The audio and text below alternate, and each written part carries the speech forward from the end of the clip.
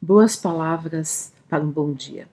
Ontem, algum ouvinte me pediu que eu falasse sobre a velhice.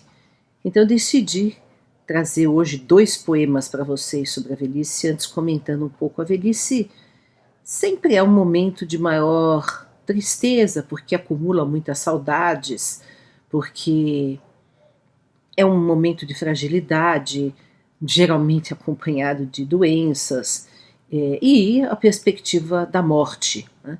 Mas também pode ser, se a pessoa souber cultivar e tiver sabido cultivar na vida a reflexão, os afetos, a autoanálise, a espiritualidade, pode ser um momento de sabedoria, de troca importante com as novas gerações, de afetos permanentes, de segurança naqueles afetos que atravessaram a vida e ainda estão conosco. Então depende muito como se vive a velhice, porque depende de como se viveu a vida. Também depende das condições sociais, depende do momento histórico. São muitas variáveis que influem numa velhice serena ou numa velhice mais triste. Mas eu trouxe aqui 2 poesias para vocês. Uma delas, para mim, é uma das maiores pérolas da literatura inglesa, né? Que é do William Yeats. Ele tem uma poesia chamada Quando Você Estiver Velha, When You Are Old. E é um amor falando para uma mulher, naturalmente pensando que ele já tiver morrido, né? E ela está lembrando, né, dele. E ele fala 2 dos versos mais maravilhosos que eu conheço, né? Só um homem amou a tua alma peregrina, né? E eu vou ler essa poesia para vocês em inglês e numa versão que eu fiz em português. Para quem entende inglês, saborear na língua original, porque nada é como entender um poema numa língua original. Mas eu fiz uma versão poética, com rima, com tudo. E depois eu vou ler uma poesia que eu escrevi sobre a velhice. Como eu tenho a expectativa de ser a minha velhice, que eu estou acompanhando já estou caminhando a passos largos para a velhice, né? E então, para a gente refletir essa manhã, vejam só essa poesia do William Yeats.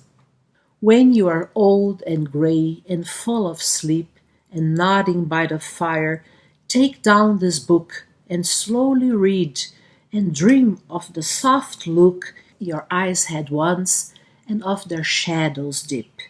How many loved your moments of glad grace and loved your beauty with love false or true, but one man loved the pilgrim soul anew and loved the sorrows of your changing face, and bending down beside the glowing bars, murmur a little sadly how love fled, and paced upon the mountains overhead, and hid his face amid a crowd of stars.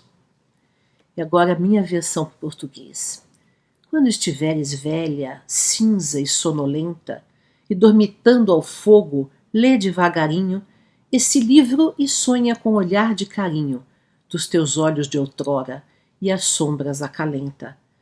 Quantos com amor falso ou sincero te amavam, teus momentos de alegre encanto de menina, mas só um homem te amou a alma peregrina e amou as tristezas que teu rosto mudavam.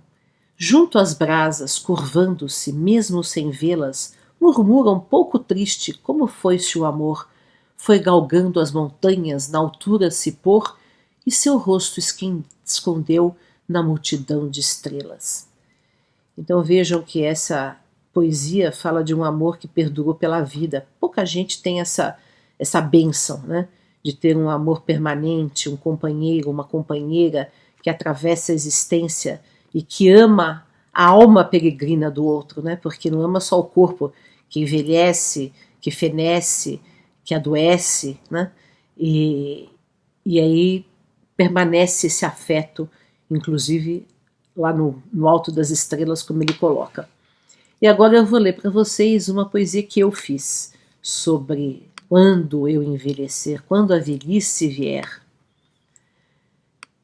Quando as rugas cobrirem meu rosto e eu tiver sorvido o gosto de todas as lágrimas curtidas, quando os pés ficarem lentos e os olhos mais sedentos de eternidades bem-vindas, quando tiver sangrado com todos os espinhos, colhendo a ingratidão dos caminhos, ainda e sempre então quero ter puro, ereto, jovem, o sofrido coração.